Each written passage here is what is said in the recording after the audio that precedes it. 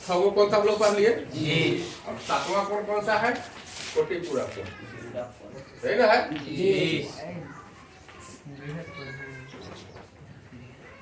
कोटि पूरक कोण आप लोग पढ़े होइएगा। देखिए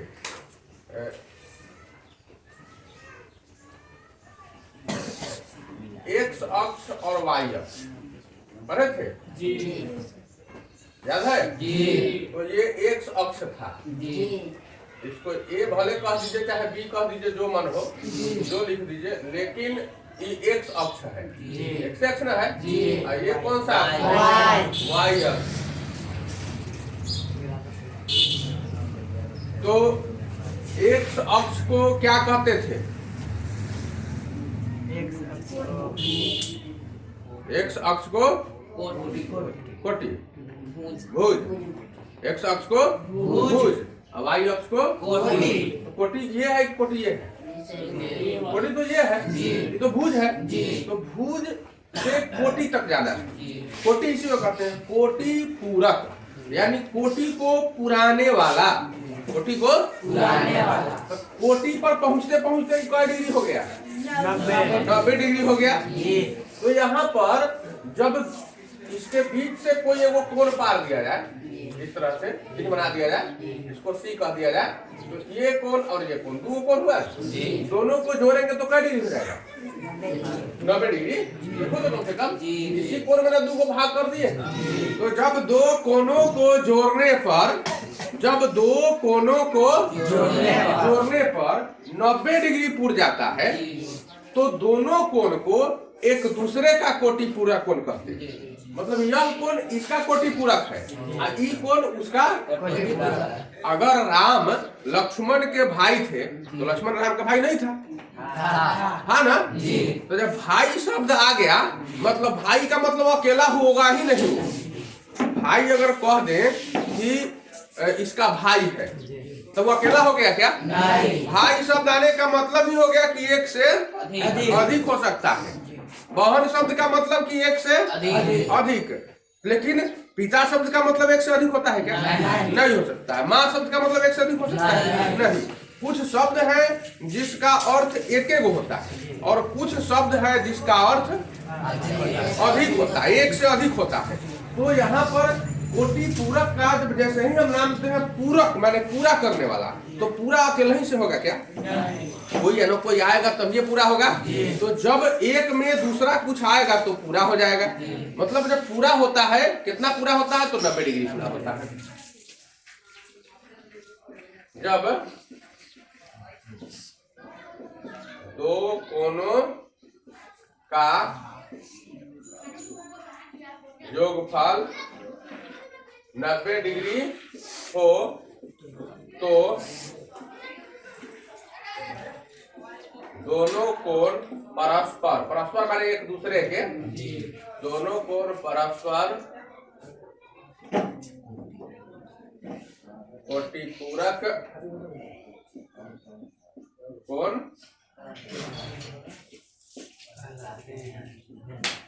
कहलाते हैं। अब जैसे उदाहरण हमने लिया 40 डिग्री एवं 50 डिग्री एवं 50 डिग्री। तो 40 और 50 जोड़ेंगे तो क्या डिग्री हो जाएगा? 90 डिग्री हो जाएगा। इसका मतलब यह हुआ कि 40 का कोटि पूरक कोण 50 डिग्री और 50 डिग्री का कोटि पूरक कोण 40 डिग्री है। और भी इसके बहुत सारे उदाहरण हो सकते हैं।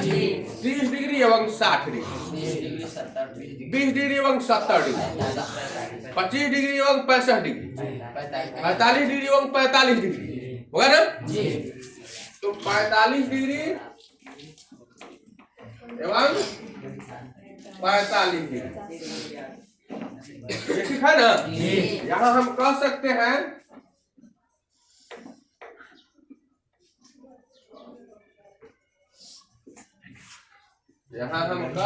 हैं कि 40 डिग्री का कोटि पूरक कोण 50 डिग्री है। 40 डिग्री का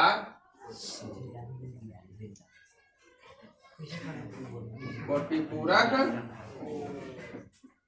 कोण का डिग्री है 50 डिग्री है तथा 50 डिग्री का कोटि पूरा कोण 40 डिग्री।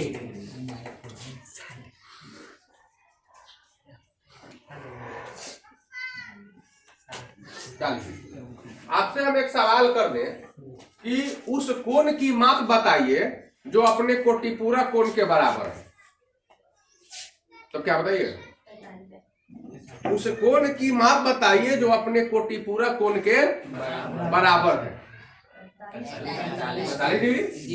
45 डिग्री ऐसा कोण है कि इसका कोटि पूरा कोण भी 45 है, मतलब 45 डिग्री का कोण अपने कोटि पूरा कोण के उस कोण की माप बताइए जो अपने कोटि पूरा कोण का 2 गुना है।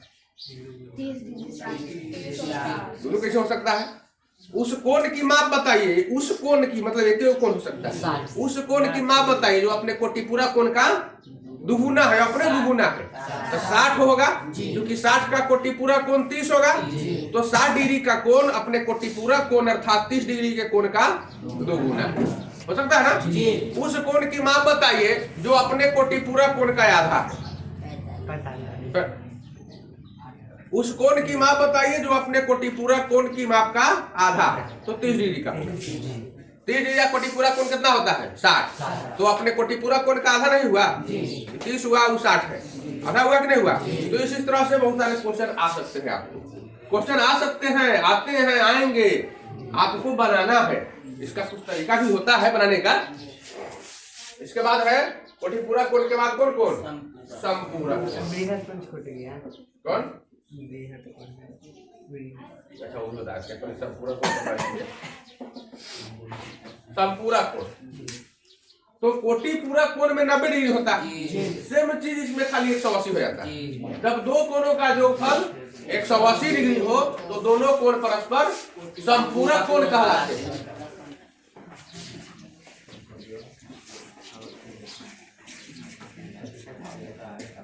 जब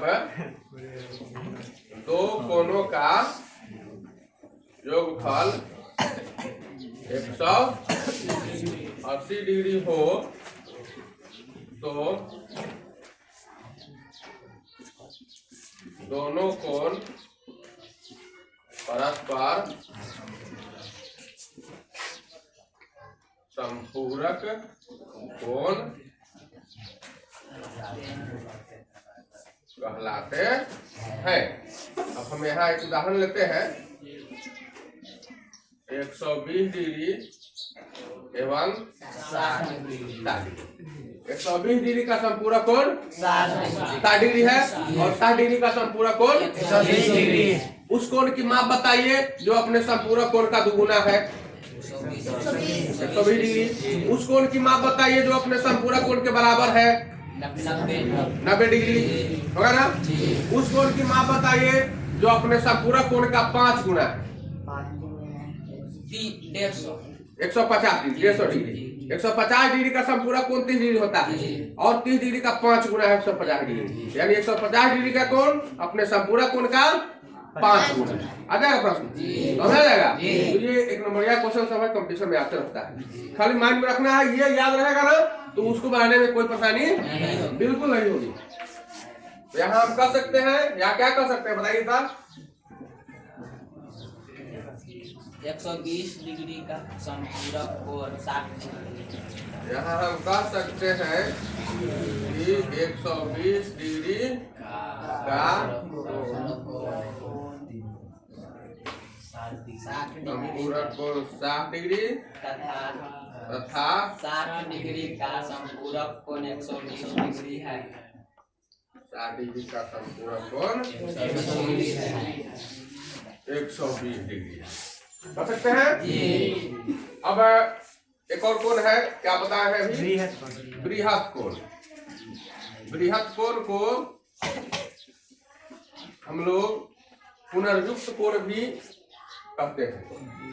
तो क्या कहते हैं? पुनर्युक्त कोण। ये कोण क्या है?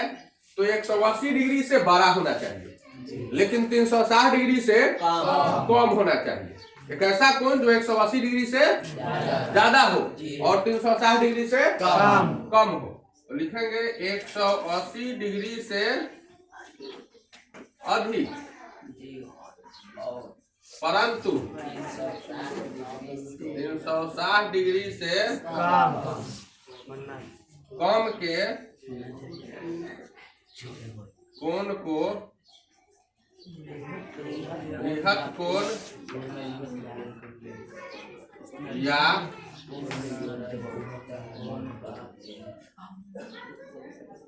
पुनर्युक्त कोण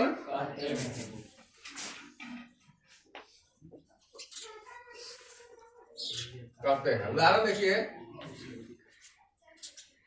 ये हुआ O, ये हुआ A और एक हम इस दिशा में B लिख देते हैं और कोण यहाँ से चलकर यहाँ तक बने।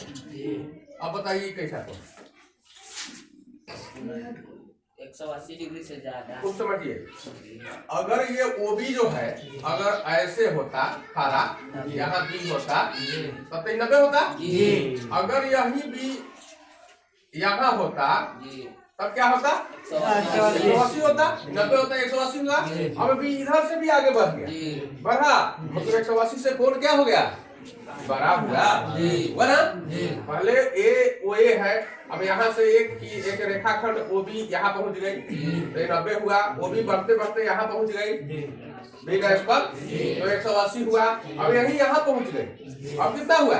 180 से ज्यादा हुआ। जो भी हुआ वो 180 से अगर यही घूमते घूमते यहाँ पहुंच जाती 360 कोण होता, संपूर्ण कोण हो जाता। तो अभी यह कौन है?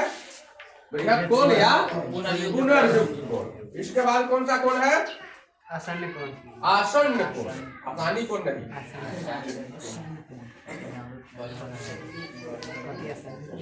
आसन्न कोण, ये कौन सा कोण? तो इसको समझने के लिए बस वैसा ही उदाहरण चाहिए हमको। एक हम उदाहरण देते हैं, ऐसे बनाया, यहाँ O बिंदु है A और B, यहाँ बिंदु है, इधर ध्यान से देखिए,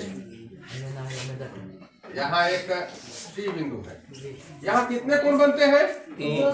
आसन्न जब भी होता है ना, आसन्न कोण जब भी होता है ना तो दो ही कोण एक दूसरे पर होते हैं तो उसको आसन्न कोण कहते हैं। दो से अधिक कोण को आसन्न कोण नहीं कहते। जब भी दुइये को होगा तो हम उसको आसन्न कोण कहेंगे। तो हम आसन्न कोण कब करेंगे? जब दो कोण एक दूसरे के अगल बगल में होता है तब उसको आसन्न कोण कहते हैं। जिस तरह से वहाँ कोटिपूरक कोण हुआ है, अभी बगल में है, अभी ऐसा नहीं कि 90 हो, ये और बड़ा भी हो सकता है। वो यहाँ न होकर इधर भी हो सकता है, मतलब वो 90 से बड़ा भी हो सकता है, 180 से भी बड़ा हो सकता है, लेकिन दो को होना चाहिए। ये वो कोण और दोनों के बीच में एक ऐसी भुजा हो जो दोनों कोण को बनाने में मदद करे। अब इसमें OC एक ऐसी भुजा है कि अगर हम इधर से इसको तोड़ देते हैं, मिटा देते हैं, तो इस BOC जो कोण बना है, कोण बना है BOC, इस कोण में OC भुजा है कि नहीं है? तो इसको अगर हम तोड़ दें तो AOC में OC भुजा है कि नहीं है? तो OC जो भुजा है वो ऊपर वाले कोण में भी है और नीचे वाले कोण में भी।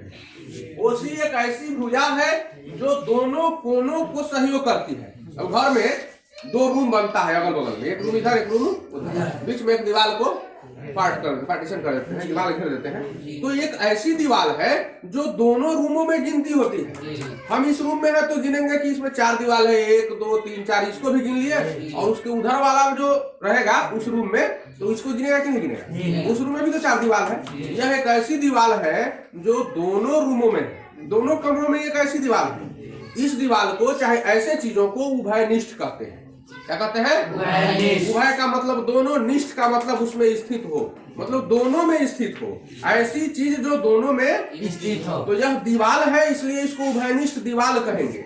यहाँ OC जो है उभयनिष्ठ भुजा है, तो यहाँ पर OC को उभयनिष्ठ भुजा कहते हैं। इसको क्या कहते हैं?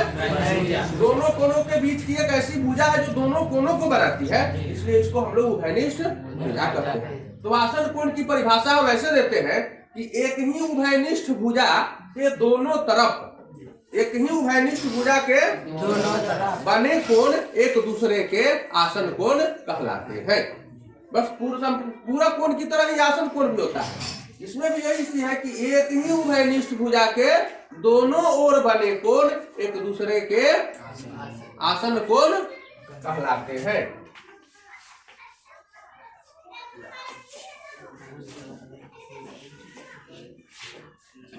एक उभयनिष्ठ भुजा के दोनों तरफ बने कोण